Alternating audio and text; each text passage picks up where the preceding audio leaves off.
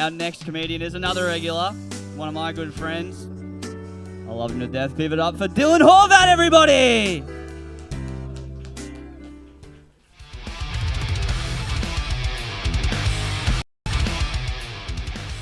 Hi, I'm Dylan, and I actually have something in common with Shaz. Yay. I'm also looking into going back into dating again. My mum's still alive, sorry. So. A female friend gave me some advice recently. She said that you know it's a bad date if you go out with a girl to dinner or something, you have food, and if she offers to pay at the end, apparently the date didn't go well. So if she lets me pay, the date went well. If she pays, the date went bad. That just sounds like a win-win scenario for me. Like, either I had a good date or I got free food. I prefer the free meal, to be honest. Any day where I get free nachos is a good date, in my opinion. So yeah, I've been single my whole life, but I'm well fed. That's the main thing.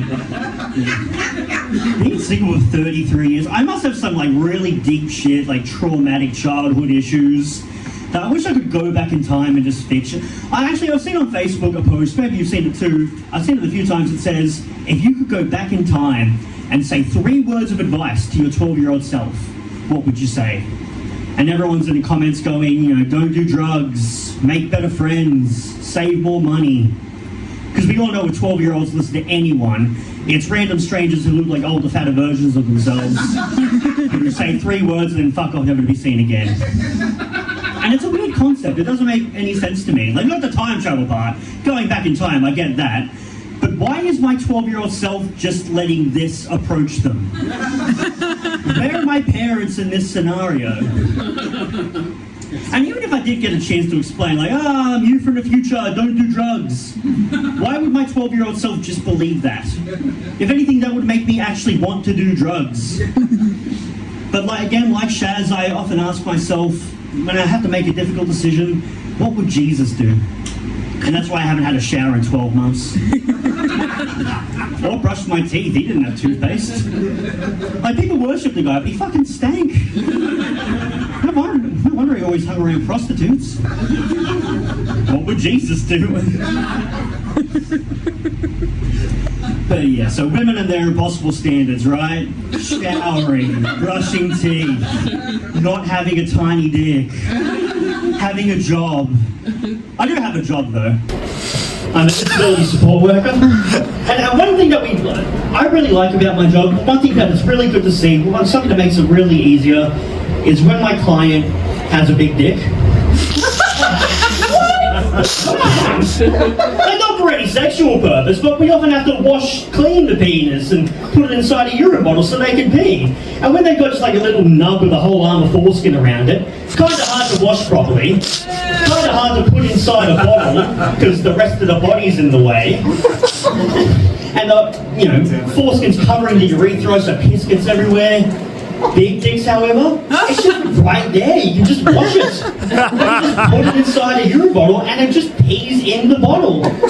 I see where women are coming from, man. Big dicks are the best in every way. I'm just trying to help a man pee. So yeah, I'm at the age where like so many people I grew up with are married, getting married, sending me wedding invites. Well, first they send me the save the date in the mail. So it tells me where the wedding is, when the wedding is. It goes in my calendar. Okay, now I know to go to the wedding. And then they're like, soon we'll send you the invite in the mail to invite me to the wedding that I have all the info for on the save the date. Is this a common thing with weddings? I've heard, yeah. Why does that happen? Like, do they send the save the dates to people who also aren't invited? And they need to make that distinction? Like, save the date for our wedding, so you can send us a congratulatory text message or something. It's at Panorama House. We don't want you there, but how cool is it that I'm getting married at Panorama House? And then after they get married, they're like, oh, we're going to have kids now, which sounds awful. Like, I'm 33 and I'm still nowhere near wanting a younger version of myself. Especially a 12-year-old version who does drugs now. We've established that can happen. And people always tell me, oh, Dylan, there is no greater joy in life than being a parent. And you'd be a great father. You entertain kids, you make them laugh, you'd be a great father. That's not a clear indication Like, sure, I'm great with my siblings' kids, my cousins' kids, my friends' kids. Really good at entertaining kids, make them laugh for a couple of hours while the parents are still there. And then they get the fuck off and don't even think about the kid again for weeks. Like, if there was a father who saw his kids once every couple of weeks for a few hours while the mother still had to supervise and then fucked off and didn't even think about the kids again for weeks, you would not call him a good father.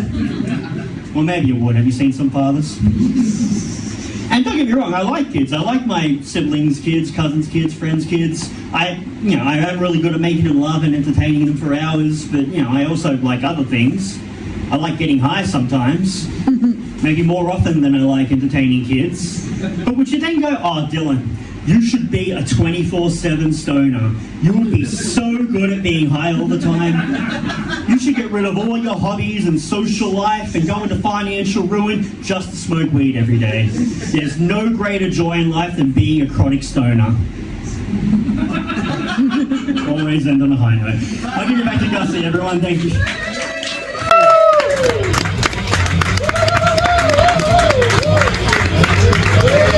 Here we go, we're doing Horvat, everybody! We are running an NDIS scam. Don't tell anybody. I'm telling people about our scam, our NDIS scam. I know, right? There's no movement for weeks. It's great. But I get lonely in the night, and it's up to you to save me, Jesus, baby.